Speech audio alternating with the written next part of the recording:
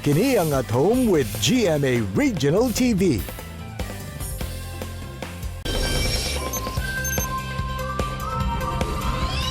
Mga kapuso, viral karon sa social media ang post sa usa ka education student humaniya gi-upload ang iyahang atomic bomb diorama project. Sa taon nato ang istorya likod ani nga post kauban si Catherine Fajardo. Maayong buntag Catherine ug welcome sa At Home with GMA Regional TV. Kamusta ka? Hello ma'am. Okay lang kaayo ma'am. Yes, okay kaayo.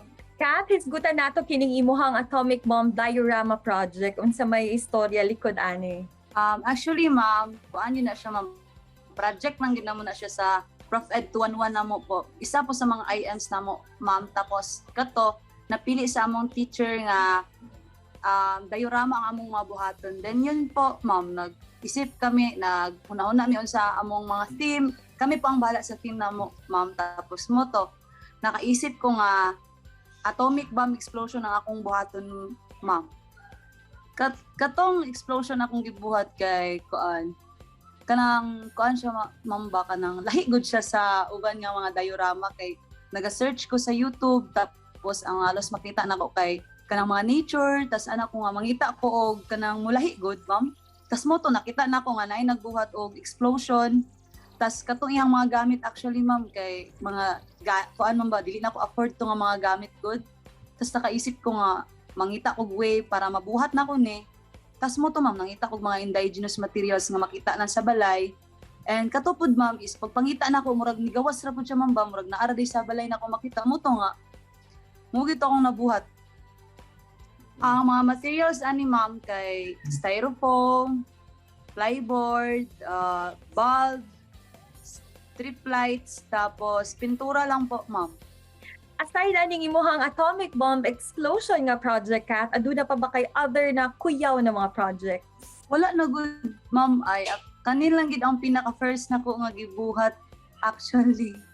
Kanilang yung atomic bomb explosion akong gibuhat nga itong elementary ko high school, ga-drawing man noon ko ma'am, pero drawing lang gito siya pero pag magbuhat ug ingani ma'am wala murag karon lang gid ni ma'am nga nakabuhat ug ingani. Kumani mo ni kini na share online unsa imong reaction nga nagtrending kini and unsa pud ang imong na feel sa overwhelming reaction sa mga netizens? Kuan kay ma'am kanang dili ko katuo kay ang ako lang yung intention nito ma'am kay i-post lang nako to kay insufficient storage akong cellphone tapos sayang og ma-delete lang nako tapos kunang na-shock lang ko ma'am nga daghan na kay ang nag-share, daghan na kay ang ga-mention sa kuha, daghan na kay ang ga-congrats, anak ko nga kanang wala gid sa akong nahuna ma'am nga masikat siya kay mo lang gid akong intention ma'am ang i-post to kay sayangan kay ko sa picture po. Mo lang ito ma'am. Kamusta sa bakat ang imuhang online class nga experience? Naglisod pa ka or naka-adjust na sa remote learning?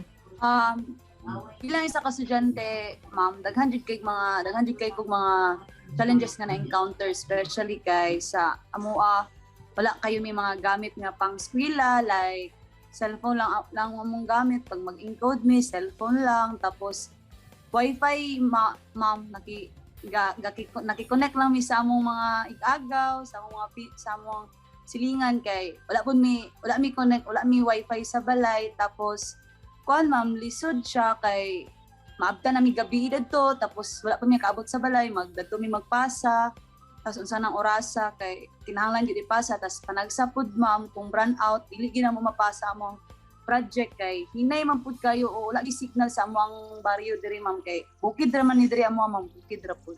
Wala kay ko challenges nga na encounter ma'am kay naging smooth lang pud ang akong pagbuhat siguro kay iisip na ko sa pagbuhat ako, naging positive lang ko, happy lang ko. Tapos gina-enjoy ko na ako ang pagbuhat, ma'am, kay kato, tingala lang ko nga, nahumanan ako, tapos ingato ang resulta, like, naging smooth lang yun ang dagan sa pagbuhat na ko ato, ma'am. Siguro kay inspired ko at inspired kay ko nga gibuhat to, ma'am. Tinaya ko yung mga tao nga akong ginahuna-hunat, especially sa akong pamilya, sa akong kanang ginabuhat akong best ato nga time ma'am nang wala ko naglisod pud ato nga sa pagbuhat ato nga diorama. And Kat, any tips naman or words of encouragement alang sa mga estudyanteng sasama nimo nga naningkamot pud og pag-eskwela?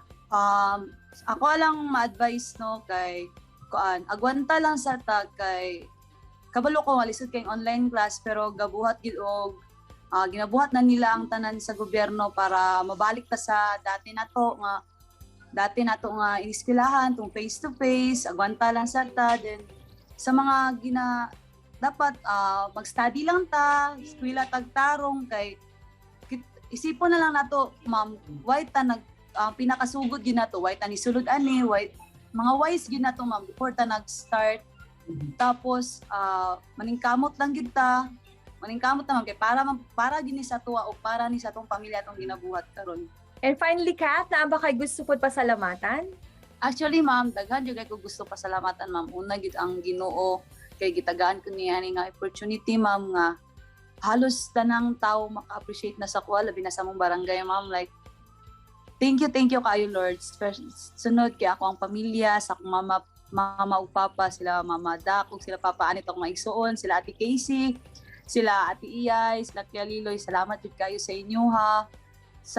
Kay makita gid ako sa inyo mga mata nga proud kayo mo sa kuha. Tapos ang akong mga igsuon ako sila ate. Tapos katong kauban pag na ako nga kauban gid ako nagpulaw ani nga diorama sila Chongchong, sila Pacquiao, salamat kayo sa ako ang maestra pud ma'am, si Ma'am Algin Lagang. Ma'am, thank you kayo sa USM University of Southern Mindanao.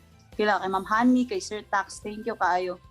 Og sa akong mga pinsan ma'am, sila Ate Love, sila Ate Joy, sila Ate Mimi. Thank you kayo guys. Salamat kayo sa suporta sa mga wifi nga pa-connect para lang abot ani nga kuan ron. Salamat gid kaayo sa akong mga friends, sa akong mga best friend. Thank you guys. Og sila sa isa, mao lang to ma'am. Thank you. Daghan kaayong salamat, Kat. Daghan na gyud kaayo mi ang mga napawaw ug napabilib sa imong Atomic Bomb Diorama Project. Daghan kaayong salamat, Amping Pirmi. Kini ang At Home with GMA Regional TV.